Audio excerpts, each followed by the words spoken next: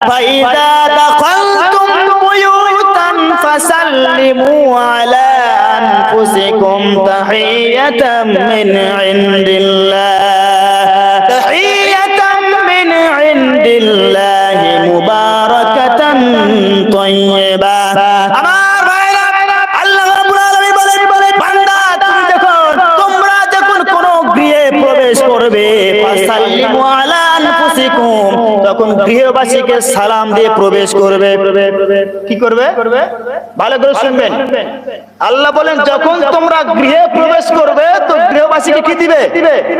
সালাম দিবে আমরা কি করি কলিং বেল উঠেছে না আগামীতে যত দিন আসে দেখবেন সুন্নাহ উঠে যাবে আস্তে আস্তে রাসূলের সুন্নাতগুলো উঠে যাবে থাকবে না রাসূল বলেছেন আফসুস সালামা বাইনাকুম তোমাদের মাঝখানে তোমাদের মধ্যে তোমাদের মাঝে সালামের প্রচলনটা বেশি করো আমরা তো সালাম দিতে চাই না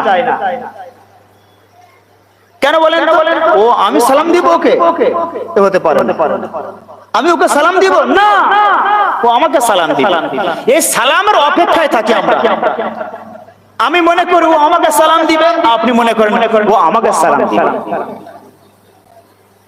সেই ধান্দায় থাকে আরো যদি একবার আমরা যদি হজে যাই কিছু দেখবেন সবাই না আল্লাহ তাআলা সকলকে maaf করুন দেখবেন কিছু সংখ্যক হাজী সাহেব হজ থেকে একবার বাড়ি ফিরলে হয় বড় মুফতি সাহেব হয়ে যেত বড় মুফতি তখন ফতোয়া দিবে আপনাদিকে সালামও দিবে না আপনাদিকে কেন হাজী সাহেব মানে বিশাল বড় হুজুর হয়ে গেছে আছে ও প্রচুর জায়গাতে আছে আল্লাহ রাব্বুল আলামিন বলেন বান্দারা তোমাদেরকে আমি আল্লাহ ঘোষণা দিলাম যখন তোমরা বাড়িতে যাবে কারোর বাড়িতে কলিং বেল বাজানোর আগে খাদিজার মা ফাতেমার মা বলে ডাকার আগে তোমরা সালাম দিয়ে তোমরা বাড়িতে প্রবেশ করবে এই ঘোষণা কে দিয়েছে আল্লাহ দিয়েছে এইবার দেখেন তো আমরা ভাবছি হয়তো সালামটা আমরা দেই মানে আমাদের মুখের কথা এটা আল্লাহ বলেন বান্দা সালামটা যদিও তোমাদের জবান থেকে আমি আল্লাহ বলায় এনে কিন্তু মূলত সালামটা তোমাদের জবানের কথা না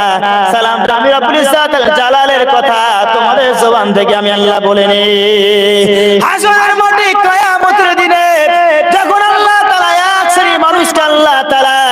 আমলনামা দিয়ে দেয় ফাম্মা মান উতিয়া কিতাবাহু বিয়ামিনি যাদেরকে আল্লাহ ডান হাতে আমলনামা দিয়ে দিবে ডান হাতে আমলনামা দেওয়ার পরে ওরা এত খুশি হবে খুশিতে বাগে বাগ হয়ে ওখান থেকে দৌড় দিয়ে আহল পরিবার বর্গের কাছে চলে যাবে দেখবেন আমাদের গ্রাম এলাকাতে গাভী বাচ্চা দেয় গাভী যখন বাচ্চা হয় ওই বাচ্চাটা 2-4 দিন পরে দেখবেন রাস্তায় শুধু দৌড়াদৌড়ি করে না দৌড়াদৌড়ি করে না একবার ছুটে চলে যায় বাথরুমের ভিতরে একবার ছুটে লাফ দিয়ে পুকুরে পড়ে একবার লাফ দিয়ে ওই গাভীর বাচ্চাটা ঘরের ভিতরে খাটের উপরে উঠে পড়ে যায় আমার ভাইরা এত আনন্দ গাভীর বাচ্চার কারণ দুনিয়ায় আসার একটা আনন্দ উপভোগ করতে পারছে দুনিয়ার মুখ দেখেছে আল্লাহ বলেন ও পৃথিবীর মানুষেরা যাদেরকে আমি আল্লাহ ডান হাতে আমলনামা দিয়ে দিয়েছি ওরা এত আনন্দিত এত খুশি এত আত্মহারা হয়ে যাবে ওয়ায়ানকালিবু ইলা আহলিহি মাসরুরা ওরা এত আনন্দিত হবে এত খুশি হয়ে যাবে খুশিতে বাগে বাগ হয়ে যাবে তারপরে ওরা নিজের আহল পরিবার বর্গের কাছে গিয়ে বলবে দেখো না আল্লাহ আমাদের ডান হাতে আমলনামা দিয়েছে এখন আল্লাহ আমাদের ডান হাতে আমলনামা দিয়েছে এমন সময় আল্লাহর তরফ থেকে ঘোষণা হবে আমার ফেরেশতারা চলে যাও আমার বান্দাদের কাছে চলে যাও বান্দাদের সালাম ঘোষণা দিয়ে দাও আল্লাহর ফেরেশতারা বান্দাদেরকে বলবে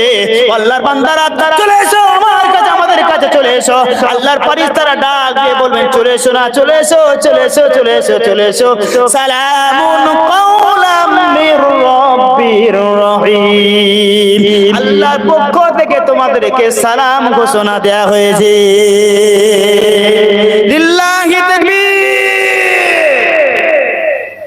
এই সালামটা কার আল্লাহর কথা আল্লাহর নিজের জবানের কথা আল্লাহ আমাদের জবান থেকে আল্লাহ বলিয়ে নেন আমার ভাইরা এই বাড়িতে সালাম দিলে ফায়দা কি পরিবার গৃহে প্রবেশকালে কেউ যদি সালাম দিয়ে প্রবেশ করে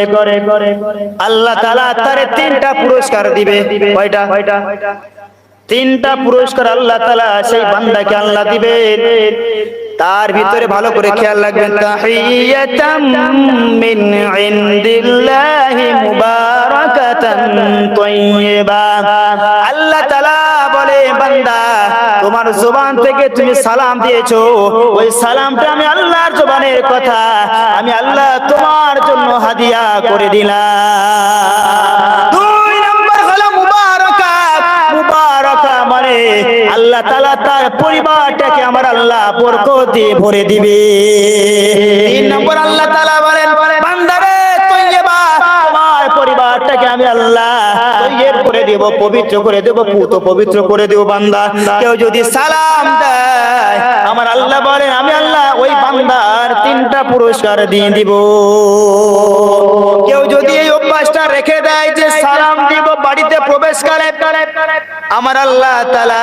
এই দুনিয়ার জিন্দেগিতে ওই সংসারটাকে আমার আল্লাহ বেহেশতের টুকরা বানায়া দিবে। আমরা সালাম দেই তো? সত্যি করে বলেন তো, সালাম দেই কি আমরা? কেন সালাম দিতে পারি? লজ্জা লাগে আমাকে।